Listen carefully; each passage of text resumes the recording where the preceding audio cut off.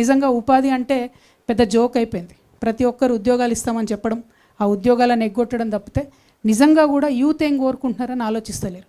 ఇవాళ ప్రపంచవ్యాప్తంగా millionaires at the age of 18, 19, 17 ఎందుకు? ఎందుకంటే అక్కడ ప్రభుత్వాలు వాళ్ళ యువతీ యువకులు ఇచ్చేటటువంటి ఐడియాస్ని నమ్మి ఫైనాన్స్ చేస్తున్నారు, ఫండ్ చేస్తున్నారు. That is what we're going to do. In terms of providing loans to youth, I am going to create 3 categories. 18 to 25, Gen Z. Whatever idea you get, you are with the global phenomena. You are not with us. You are much forward than us, forward thinking than us.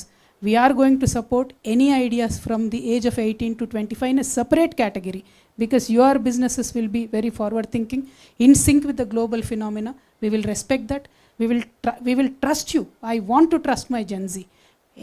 Anybody from the age of 25 to 45, మా యంగ్స్టర్స్ని, యువతీ యువకుల్ని, ముఖ్యంగా మహిళల్ని encourage చేస్తూ ఉన్నాను నేను. Please think, మనం business men కావాలి, మనం 100 మందికి జాబ్లు ఇవ్వాలి. మనం ఏదో జాబ్ చేద్దామని కదా, 100 మందికి జాబ్లు ఇవ్వాలి. ఉన్న ఏ ఐడియా అయినా తీసుకొని ముందుకు రండి.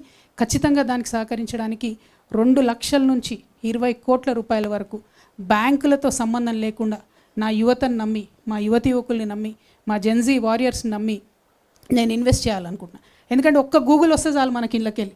3 ఏళ్ళు 4 ఏళ్ళు 5 ఏళ్ళు ఇన్వెస్ట్ చేస్తే ఒక్క గూగుల్ వస్తే చాలు, ఒక్క వాట్సాప్ వస్తే చాలు, ఒక్క అమెజాన్ వస్తే చాలు.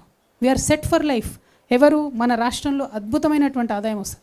ఇవాళ రాష్ట్రంలో కార్పొరేట్స్ మొత్తం కలిపితే మనకు 10,000 కోట్ల ఇన్కమ్ వస్తుందండి. మన ఇన్కమ్ ఏదైతే వస్తుందో, రెవెన్యూ జనరేట్ అవుతుందో, total corporates, total industries in Telangana today gives us only 10,000 crores of income. But imagine if we trust our youngsters, if we invest this money every year, 1, 2, 3 industries click అయినా కూడా ఆ income ఎక్కడికో పోతుంది, స్టేట్కి కూడా income వస్తుంది. I want to trust my youngsters.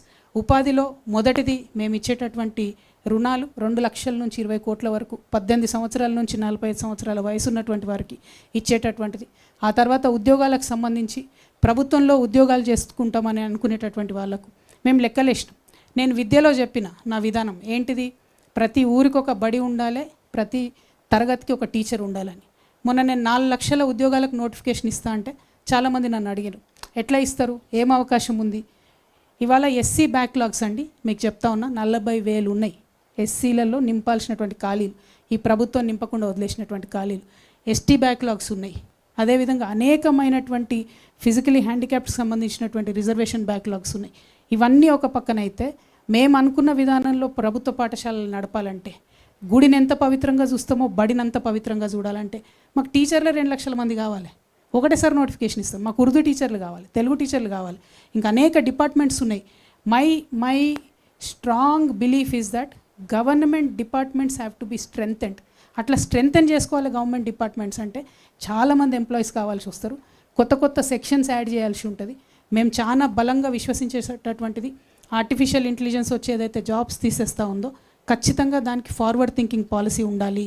మన government department, IT department ఆ దిశగా ఆలోచన చేయాలి. ఆ సెక్టర్లో కూడా అనేక మంది ఉద్యోగులను తీసుకుంటాం. సీనియర్ సిటిజన్స్ ఉన్నారండి, వాళ్ళకు ఒక యాక్ట్ ఉంది, మన పోలీసు వాళ్ళకే తెలియదు. ఎట్లుంటుందంటే, సీనియర్ సిటిజన్స్ పోయి కంప్లైంట్ చేస్తే సపరేట్ టేబుల్ వేసి కుర్చేసి వాళ్ళకు సపరేట్ రిజిస్టర్ మెయింటైన్ చేసి పోలీస్ స్టేషన్లో యాక్చువల్లీ రాయాలి. మన పోలీసు వాళ్ళకే ఆ నాలెడ్జ్ లేదు. ఈ వేదికగా డీజీపీ గారు నేను రిక్వెస్ట్ చేస్తూ ఉన్న, కొత్తగా ఆయన డీజీపీ గారికి కంగ్రాచులేషన్స్ సివి ఆనంద్ గారు. బట్ సీనియర్ సిటిజన్స్కి సంబంధించి అనేకమైన నేరాలు జరుగుతూ ఉన్నాయి, వాటి మీద దయచేసి దృష్టి పెట్టండి. రేపు మా ప్రభుత్వం వస్తే సీనియర్ సిటిజన్స్కి సంబంధించి ఖచ్చితంగా ఒక సపరేట్ వింగ్ ఉంటుంది, డిపార్ట్మెంట్ ఉంటుంది. ఇన్ఫ్యాక్ట్ జెరియాట్రిక్ మినిస్ట్రీ అనేటటువంటిది ఒకటి ఈ దేశంలో ఉండాలి, not only in the state. Geriatric ministry has to be there. ఎందుకంటే ప్రధానమంత్రి మోడీ గారు మాట్లాడుతూ ఉంటారు, 140 కోట్ల దేశంలో డెమోగ్రఫిక్ డివిడెండ్ని మేము తీసుకోవాలి అంటారు. But how will you take it when your population is going to age? What will you do? How will you tackle the social burden after 65 years of age? When people retire, how will you tackle that social burden? ఖచ్చితంగా ఒక senior సిటిజన్స్కి separate ministry ఉండాల్సిందే, దానికి ఒక department ఉండాల్సిందే, programme ఉండాల్సిందే. Pension ఇచ్చి చేతులు దులుపుకుంటామంటే సరిపోదు. ఎంత ఘోరమైన పరిస్థితి అంటే, ఒక ఐఏఎస్ లేకపోతే ఒక ప్రిన్సిపల్ సెక్రటరీ స్థాయిలో రిటైర్ అయినటువంటి వ్యక్తి కూడా 65 ఏళ్ళు దాటి బ్యాంకుకు పోతే లోన్ ఇవ్వరు. ఎందుకంటే మీరు ఓల్డ్ అయిపోయారు, మీకు మేము లోన్ ఇవ్వము, మీరు ప్రాపర్టీ పెట్టినా కూడా లోన్ ఇవ్వరు. ఎంత ఘోరమైన అవమానం అంటే అది. ఇవాళ రేపు ఉన్న హెల్త్లో 65 ఏళ్ళకి ఎవరైనా ముసలోళ్ళు అవుతారా? అప్ టు 85-90 ఇయర్స్ హెల్తీగా ఉంటున్నారు, మంచి బ్రెయిన్ ఉంటుంది, థింకింగ్ పవర్ ఉంటుంది. We will support our senior citizens. We will have a separate department. We will work with you. we will take your experience in various departments and make sure that you are hale, healthy and very, very, very much useful to the society. That respect shall be prevailed.